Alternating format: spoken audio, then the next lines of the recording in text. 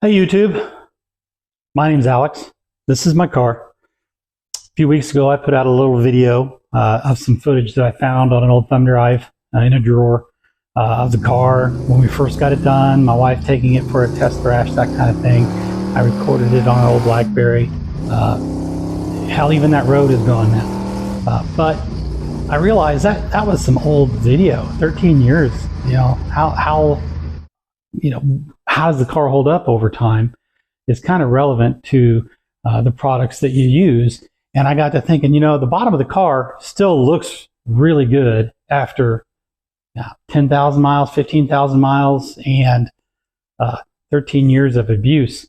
What did I use on the bottom of the car? How did it hold up?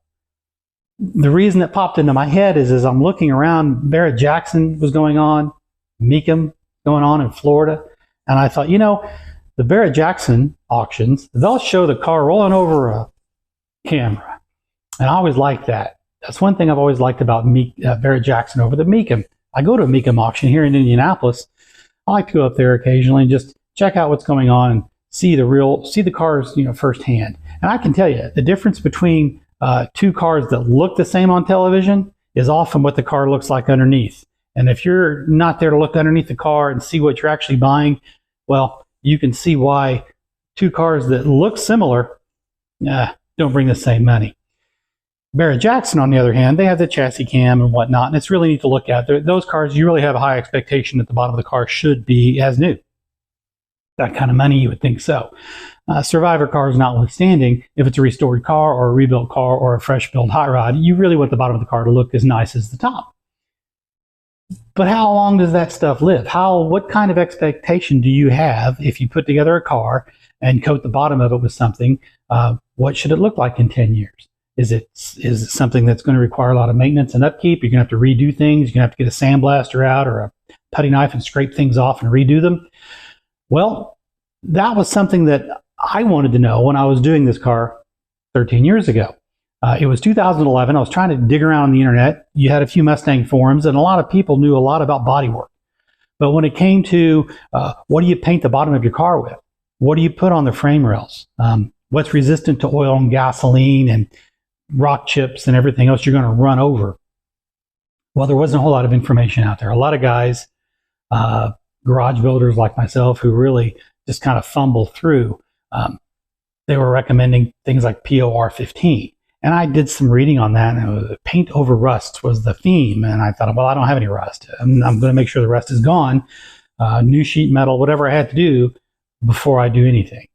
So after the car was assembled and put together, and I was satisfied with everything, I needed to go through and seal the car up. And I didn't want to use anything like a rubberized undercoating or any kind of thing that was going to trap moisture. I wanted something durable. And I had been using Southern Polyurethanes two-part epoxy primer for the car underneath the shiny parts here. And I know that they kept touting the fact that they had UV protection on their primers so that if you did a top coat with it, it wouldn't sun fade. But how does that apply to the bottom of my car? Don't know that the UV protection is really going to help. So will the primer hold up over time? What do I have? What do I expect? Didn't really find a lot of help out there on that. People build cars, then they sell cars. Or they build cars, and after 10 years, something happens, and they move on, and the car is no longer kept at a high level. So what can you really expect on the bottom of a car that's just got epoxy primer on it and no other additives, no other coatings? So I thought I'd put together a little video for the guys that are out there who are building something now, and they want to know, gee, what's required? What's the minimum? What do I have to do? Now, you could do stuff over top of this if you wanted to. My wheel arches and my wheel wells, I did do 3M rubberized undercoating. Obviously, rocks fly off the tires. You don't want to hear that tinking against the sheet metal when you're driving down the road.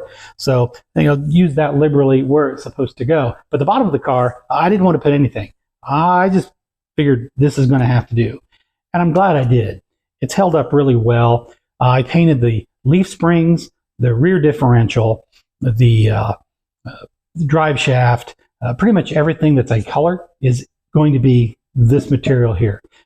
So the products I use, as I mentioned, Southern Polyurethanes. It's a two-part, part A, part B. There were days when I would just mix up a little bit in a Dixie cup, and I would stir it, and I would let it sit because I only needed this much to do something, to do a section or do what I was going to do. And I used this this little cheap Harbor Freight gun with a rotating cup. This thing is really the way to go if you're trying to paint upside down. Bang for the buck, you just can't beat it. It does a fine job. If you want a satin finish, back off a little bit. If you want it to be a little glossy, you can get a little closer. You can also add a little reducer in here, and that'll make the primer shine if you want a shiny top coat. I use this also underneath the engine bay in the black primer, and it gave me the exact finish I was looking for that was correct for what the car was in 65. The finish could be too glossy if you get too close, so you just kind of have to practice on some piece of scrap and you'll be good.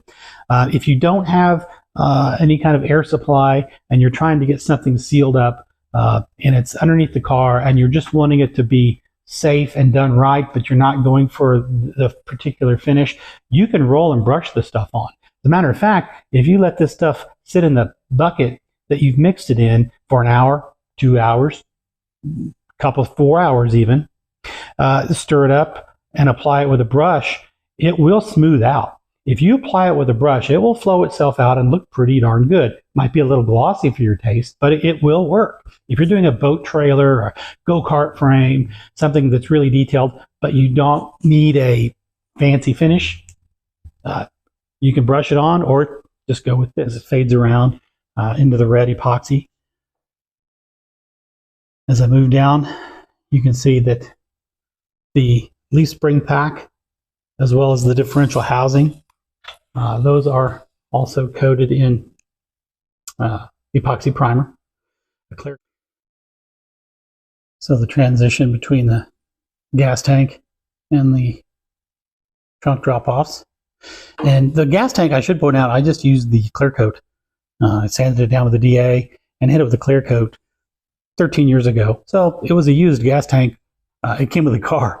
So it's an unknown. I don't know how old that tank is. I didn't buy it. But it was in the car. I just cleaned it up and clear coated it. But I think overall, I can't complain for the amount of miles and honestly a little abuse that I've given it. Bang for the buck, you just can't beat it. So if you have any questions or there's something that you would like me to show in more detail or whatever, just give me a shout. All right, thanks.